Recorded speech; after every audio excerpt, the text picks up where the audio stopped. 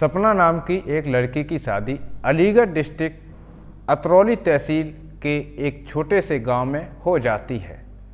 सपना के जो पति थे वह कारपेंटर का काम करते थे और पुराने कारपेंटर थे, काफ़ी समय से कारपेंटर का ही काम करते थे। सपना के पति ने 12th तक पढ़ाई की थी और सपना जबकि ग्रेजुएशन किए हुए लड़की थी। सपना की ग्रेजुएशन कंप्लीट होने के बाद में सपना की शादी जब हुई तो शादी को धीरे धीरे करके 7 साल पूरे बीत जाते हैं। इस दौरान सपना अभी तक माँ बनने का जो सपना लेके घूम रही थी और उसका सपना यहाँ पर टूटता हुआ नज़र आने लगा। इधर ससुराल में सासू के और अन्य परिजनों के ताने मिलने लगे कि शादी के 7 साल हो गए हैं, अभी तक बहू के बेटा या बेटी क्यों नहीं हुआ। उधर सपना जब मायके जाती है तो माँ के सहेलियों के और अन्य पड़ोसी जो माताएं थी उनके भी ताने सपना को सहने के लिए मिलते हैं कि 7 साल हो गई हैं, आखिर अभी तक आप माँ क्यों नहीं बनी। सपना के दिल में ये बातें चुभने लगीं और अंदर ही अंदर ये बातें घर करने लगीं। तो पति का नाम था रमेश। तो सपना जब रमेश अपने शॉप से वापस आता, अपने काम से वापस आता, तो सपना रमेश से बोलती है कि अभी तक 7 साल हो गई हैं और मुझे माँ बनने का अवसर प्राप्त क्यों नहीं हुआ। चलो डॉक्टर के पास चलते हैं और डॉक्टर से सलाह लेते हैं। रमेश सपना से बोलता, हाँ ठीक है, चलो डॉक्टर से चेकअप करा लेते हैं, आखिर क्या समस्या है और ये अवसर मुझे क्यों नहीं मिलता। दूसरे दिन रमेश सपना को लेकर के पड़ोस में ही एक MBBS डॉक्टर थी और वहाँ पर सपना को लेके जाता है और उस डॉक्टर को पूरी बात बताता है कि हमारी शादी को 7 साल हो गई हैं और अभी तक मुझे माँ बनने का अवसर प्राप्त नहीं हुआ है। डॉक्टर ने काफ़ी सारे चेकअप लिखे थे। कुछ चेकअप जो थे वहाँ पर डॉक्टर के ही जो पैथोलॉजी थी उस पर कराए जाते थे, कुछ चेकअप जो है बाहर से होकर के आते थे। सपना ने सारे सैंपल जो बाहर जाने वाले थे वह बाहर भेज दिए और कुछ अन्य चेकअप थे वहाँ पर चेकअप करा दिए। चेकअप में जब पता चलता है कि ना ही सपना में कमी है ना ही उसके पति में है, तो आखिर सपना माँ क्यों नहीं बनी। क्या सपना की खुद पर्सनल गलतियाँ थी या सपना का जो एम था वह कुछ अलग था। आज की इस कहानी में आप कुछ अलग देखेंगे। यदि आपको कहानी पसंद आए तो वीडियो को लाइक करें और साथ ही चैनल को सब्सक्राइब करें, जिससे कि हमारा हौसला बढ़ता रहे और आपके लिए हम ऐसी ही मनोहर कहानियाँ लेकर के आते रहें। दोस्तों, काफ़ी समय पुरानी बात है, अगर बात करूं तो 1996 की बात है। ये सपना नाम की एक लड़की अलीगढ़ डिस्ट्रिक्ट की रहने वाली थी और अलीगढ़ डिस्ट्रिक्ट में ही छोटे से गांव में उसकी शादी करा दी गई। पति का कारोबार था कारपेंटर का और जो बिजनेसमैन होते काफ़ी ज़्यादा बिजनेस में व्यस्त भी रहते हैं और बिजनेसमैनों का कुछ उद्देश्य होता है, या तो वह बिजनेस को ज़्यादा से ज़्यादा समय दें या फिर अपने परिवार को ज़्यादा से ज़्यादा समय दें। जाहिर सी बात है कि रमेश सपना के साथ उतना समय नहीं बिता पाता था जितना एक जब नई शादी हो करके आती है तो एक पत्नी के साथ एक पति को जो रिश्ते होते हैं मजबूत करने के लिए समय बिताया जाता है, उतना समय बिता सके। कुछ साल गुजरने के बाद में जब सपना के कोई संतान नहीं होती है तो सपना का एक बचपन का दोस्त था जो कि अलीगढ़ डिस्ट्रिक्ट में जब ये पढ़ रही थी उसी कॉलेज का एक फ्रेंड्स था जो कि शुरू की क्लास से लेकर के और अंतिम क्लास तक साथ था। सपना के काफ़ी वादे भी हुए थे अपने दोस्त को लेकर के और सपना का इरादा भी था कि हम अपने दोस्त के साथ ही शादी करें। लेकिन हिंदू समाज में पहले होता था कि हम अपने मन पसंद की शादी नहीं कर सकते हैं, जो हमारे गार्जियंस कर देते थे वही फाइनल होता था। धीरे धीरे उस दिनचर्या को बदला गया और जब लड़का लड़की स्वयं जाकर के आपस में मिलने लगे और लड़का लड़की जब पसंद हो जाते हैं तभी हिंदू समाज में आज का जो दौर चल रहा है ज़्यादातर लव मैरिज चल रहा है, लेकिन उस समय ये लव मैरिज वाला कोई केस सामने नहीं आता था। सपना और रमेश का डॉक्टर के माध्यम से इलाज तो चल ही रहा था, साथ ही जब 10 से 15 दिन इलाज को हो गए हैं तो जो मेडिसिन थी वह ख़त्म हो गई। मेडिसिन लेने के लिए सपना अकेली मेडिकल स्टोर पर जा रही थी, जो पर्चा डॉक्टर ने लिखा था उसी के माध्यम से मेडिकल स्टोर पर जा रही थी। शादी के 7 साल बाद उसका जो दोस्त था सपना का, जो एक ही कॉलेज में साथ साथ पढ़े हुए थे, उससे मुलाकात हो जाती है। सपना ने एक नज़र उसकी तरफ जब देखा तो वह लड़का भी मेडिकल पर खड़ा था, लेकिन उसको नहीं ये मालूम था कि सपना मुझे देख रही है। अचानक सपना के ऊपर जब लड़के की नज़र पड़ती है तो लड़का भी सपना की तरफ घूर के देखने लगता है। उधर सपना पहले से उस लड़के पर नज़र गड़ाए हुए खड़ी थी। सपना सोच रही थी क्या ये वही लड़का है जो हमारे बचपन का कभी दोस्त हुआ करता था, जब हम एक साथ कॉलेज जाया करते थे। सपना के मन में कुछ ऐसे विचार चल रहे थे, लेकिन उसको क्लियर नहीं हो पा रही थी कि ये वही लड़का है जिसके साथ हम बचपन से लेकर के और लास्ट क्लास तक काफ़ी समय बिताया है, जो कि हमने साथ जीने और साथ मरने तक की कस्में खाई थी। इधर जो उसका दोस्त था वह भी सोच रहा है मुझे ये देखने में तो सपना लगती है, लेकिन सपना है या दूसरी कोई अन्य औरत है।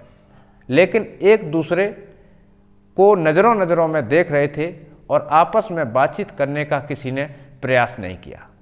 ये वाक़या चलते हुए लगभग 4 से 5 मिनट हो गई हैं, लेकिन अभी तक बात का सिलसिला नहीं चला। सपना ने मुस्कुराते हुए देखा और लड़के के पास जाके बोली, क्या आप मुकेश है?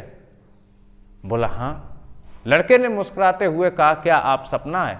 बोला हाँ।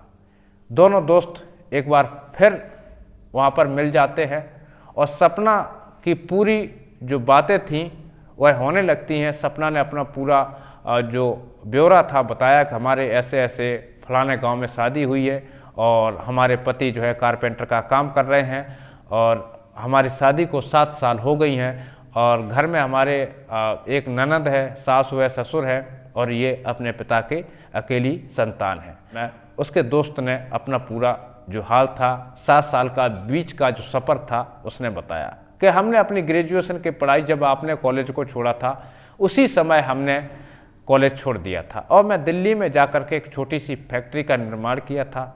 आज वह एक छोटी सी फैक्ट्री के चलते आज हमने उसी फैक्ट्री से लगभग 4 से 5 दिल्ली के अंदर फैक्ट्री बना के खड़ी कर दी हैं, जो कि आज अच्छी खासी हमारी मार्केट में पहचान है। ये सब सुनकर के सपना थी वह मन ही मन और हिरासमेंट होने लगी कि शायद मेरी शादी अगर इनसे ही पहले हो जाती तो आज मैं ऐश की ज़िंदगी जीता, मुझे कोई ताने नहीं मानता। लेकिन समय का जो चक्र होता है वह किसी के रोकने से नहीं रुकता है। सपना ने एक दूसरे का नंबर लिया, यानी सपना ने अपना नंबर उस लड़के को दिया, उस लड़के का नंबर स्वयं लिया। डेली सपना की अब उस लड़के से बातें होने लगी। उस लड़के ने अभी तक शादी नहीं की थी और सपना को ये बात अच्छी तरह से मालूम थी और उसी मुलाकात के दौरान ये भी बात हो गई थी क्या आपने शादी की? तो लड़का बोला मैंने अभी तक कोई शादी नहीं की, बस इंतज़ार है शादी का, कहीं से कोई लड़की अगर सुशील सी मिल जाती है तो मैं शादी कर लूँगा। लेकिन इधर जो सपना थी वो भी खूबसूरत थी। सपना वहाँ से जब डेली बातचीत लड़के से करती है तो अब लड़के के मन में भी एक सबसे बड़ा सवाल था, वह सताने लगा क्या सपना मेरे लिए अपने पति को छोड़ सकती है? उस लड़के ने कभी भी जीवन में ये नहीं सोचा था कि एक शादीशुदा पत्नी किसी के लिए अपने पति को कैसे छोड़ सकती है। जब सपना की काफ़ी दिनों तक बात लंबी चलती रही और जब ज़्यादा और प्रेम था वह बढ़ गया तो सपना ने एक दिन उस लड़के से बोल दिया कि मैं बस यहाँ से सब कुछ ले जा करके आपके साथ रहना चाहती हूँ। उस लड़के ने बोला कि आप तो शादीशुदा हैं और समाज क्या कहेगा और अब तो हम आपको साथ नहीं रख सकते। लेकिन सपना अपनी जिद के आगे अड़ी रही। सपना ने कहा अगर आप सच्चा प्यार हमसे करते हैं तो हमारी ये बात आपको माननी पड़ेगी। लड़का था आखिर राजी हो गया, क्योंकि वो लड़का 2 भाई थे और दोनों भाइयों का अलग अलग कारोबार था और उसकी जो फादर की प्रॉपर्टी थी उन दोनों की अलग अलग हो चुकी थी। यानी अब वो लड़का जो सपना का फ्रेंड था अपनी मर्जी का स्वयं मालिक था। सपना ने कहा अभी मेरे कोई संतान भी नहीं है और ऐसे में हम दूसरा ब्याह कोर्ट मैरिज कर सकते हैं, जबकि अभी मेरी कोर्ट मैरिज नहीं हुई है। लड़का भी मूड बना लेता है चलो कोई बात नहीं है, हम बचपन के दोस्त हैं और हम इससे शादी रचा सकते हैं। सपना का वादा हो जाता है और उस वादे के मुताबिक सपना अपना सामान लेकर के रात्रि को 1 बजे अलीगढ़ से और दिल्ली के लिए ट्रेन पकड़ लेती है। और न्यू दिल्ली रेलवे स्टेशन पर पहुंचने के बाद में वह मुकेश को फ़ोन करती है कि हम न्यू दिल्ली स्टेशन पर पहुंच चुके हैं। और सवेरे का वक्त था, यानी 7 बज रहे थे जब वह न्यू दिल्ली स्टेशन पर पहुंची। तो वहां से अपनी 4 व्हीलर कार से और सपना को लेने के लिए न्यू दिल्ली रेलवे स्टेशन पहुंच जाता है। जब न्यू दिल्ली रेलवे स्टेशन पहुंच जाता है, वहां से सपना को लेकर के और अपने निजी आवास पर आ जाता है। सपना मानो ऐसे लग रही थी मन एक जन्नत में पहुंच गई हो। इधर मुकेश भी खुश था, लेकिन मुकेश से ज़्यादा सपना खुश थी। क्योंकि मुकेश इसलिए थोड़ा सा कम खुश था क्योंकि सपना की शादी को 7 साल हो चुकी थी। इधर मुकेश अभी अनमैरिड था, कोई भी शादी नहीं हुई थी और ये प्यार का चक्कर था, जिसकी वजह से सपना ने अपने पति रमेश को छोड़ करके और मुकेश के साथ अलीगढ़ से दिल्ली आ गई। काफ़ी समय बीत गया और मुकेश ने तो इन चीज़ों पर कोई गौर नहीं किया, लेकिन सपना के दिमाग में एक बात ये सन की कि 2-4 महीने बाद अगर मुकेश ने मुझे यहाँ से छोड़ दिया तो मैं ना अपने पति की रहूँगी ना इसकी रहूँगी। इधर सपना जिद करने लगी कि मैं अभी कोर्ट मैरिज करूँगी, चलिए कोर्ट में, और वहाँ से हम कोर्ट मैरिज करेंगे। मुकेश उस समय को टालता रहा। जैसे ही सपना उसको कोर्ट मैरिज के लिए बोलती थी और मुकेश उस बात को टाल देता था और समय मिलते ही हम कोर्ट मैरिज कर लेंगे। धीरे धीरे होने लगा कि मुकेश अपने बिजनेस के काम से महीनों महीनों तक गायब होने लगा। यानी जब सपना दिल्ली आई थी तो कंटिन्यू 2 से 3 महीना उसके साथ रुकी, लेकिन अब मुकेश का भी सपना से दिल भरने लगा था और उसके बाद में मुकेश 1-1 महीने के लिए गायब होने लगा था और सपना का भी कोर्ट मैरिज नहीं हो पाया। ये बात चलते चलते जब सपना को अब ये डर सताने लगा कि कहीं ना कहीं मुकेश के मन में एक खोट चल रही है जो कि मेरे साथ कोर्ट मैरिज करना नहीं चाहता। और ये बात सत्य है, क्योंकि जो एक जिसकी 3 से 4 फैक्ट्रियां चल रही हों, एक कारपेंटर की बीवी, तो वो रिश्ता देखे या अपना बिजनेस देखे या फिर उसके लिए रिश्तों की तो कोई कमी नहीं है। वो करोड़पति आदमी है, उसके अच्छे अच्छे रिश्ते भी आ रहे हैं, लेकिन वो करना नहीं चाह रहा है, वह उसकी मर्जी की बात है। और मुकेश उस बात को टाल रहा था कि मैं कोर्ट मैरिज हरगिज नहीं करने वाली हैं, आप अपने आप आएँ, अपने आप जा सकती है। ये बात धीरे धीरे मुकेश के मन में पैदा होने लगी कि मैं आज नहीं तो कल इसको बोल देता हूँ। लेकिन मुकेश काफ़ी सारा प्रयास करने के बाद भी ये शब्द सपना से नहीं बोल पाता है कि आप जिस पैरों से आई थी उसी पैरों से जा सकती हैं, नहीं तो हमने आपको बुलाया था और ना ही आपको हमने यहाँ रहने के लिए कहा था। बस आप हमारे यहाँ आई थी, आपने संबंध बनाए थे, हमने आपके संबंधों का स्वागत किया। सपना की मुश्किलें और ज़्यादा बढ़ने लगीं। इधर रमेश को छोड़े हुए सपना को लगभग 6 महीना से ज़्यादा गुजर चुके थे। रमेश ने अपने रिश्तेदारियों में और सपना की रिश्तेदारियों में सभी जगह छान के देखा कि सपना कहीं मिल जाए, लेकिन सपना का कहीं पर भी अता पता नहीं चला। जब 6 महीना पूरे गुजर जाते हैं, इधर मुकेश की तरफ से भी जवाब मिल जाता है और मुकेश की नई शादी का रिश्ता आ जाता है। जब मुकेश का शादी का रिश्ता आ जाता है तो सपना बोलती है कि ये तो शादीशुदा है, मैं इनकी पत्नी हूँ। तो मुकेश के जो रिश्तेदार थे वह चौंक जाते हैं कि मुकेश ने तो अभी तक शादी नहीं की है, आप बोल रही हो कि शादीशुदा है। लेकिन मुकेश का भी यही शब्द थे कि मैंने अभी तक कोई शादी नहीं की है, ये हमारे दोस्त की बीवी है।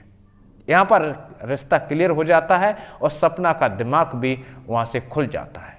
सपना ने अपने पति को फ़ोन करती है 6 महीने बाद और बोलती है मैं ऐसे ऐसे किसी काम से दिल्ली आई थी और मैं रास्ता भूल गई हूँ, प्लीज़ आप मुझे लेने आ जाओ। तो सपना के पति बोलते हैं कि आप दिल्ली किस काम से गई थी? 1 दिन, 2 दिन, 1 महीना, 2 महीना बाद आप फ़ोन नंबर जैसे आज आपको मिला वैसे आपको पहले भी आपके पास में फ़ोन नंबर था, आप 2 महीने या 10 दिन के अंदर मुझे कॉल कर सकती थी। आज आप दिल्ली से मुझे 6 महीने बाद कॉल कर रही हैं कि मैं दिल्ली आई थी किसी काम से और रास्ता भूलने के कारण मैं नहीं आ पाई, आप मुझे ले जाओ। इधर जो सपना का पति था रमेश, वह भी उसको लाने से मना कर देता है और इधर मुकेश भी सपना को मना कर देता है कि आप हमारे दोस्त की पत्नी हैं, हमारी तो शादी अभी रिश्ता तय हुआ है। सपना को वहाँ से भी घर खाली करना पड़ता है और अपने पति का भी घर खाली करके आ जाती है। तो इस कहानी के माध्यम से आप सभी दर्शकों को एक सीख जरूर मिलेगी। मेरा बेटा हो या बेटी हो, इज्जत से बड़ी कोई चीज़ नहीं होती। रिश्ते भगवान के यहाँ बनाए जाते हैं, इंसान के बस की बात नहीं। आपकी किस्मत में क्या लिखा है, आपकी किस्मत में कैसा घर लिखा है, आपकी किस्मत में कितने धर्म धक्के लिखे हैं, उतने आपको हर संभव झेलना पड़ेगा। तो संतुष्टि होना बहुत ज़रूरी है कि जैसा भी है, जो भी है, मेरा अपना है। जिसके अंदर संतुष्टि है उसके मन में ऐसे कभी विचार नहीं आएंगे, नहीं तो सपना माँ बनी और न ही सपना ससुराल की रही और न ही सपना मायके की रही और ना ही सपना अपने यार की रही। इस कहानी में दोस्तों बस इतना ही।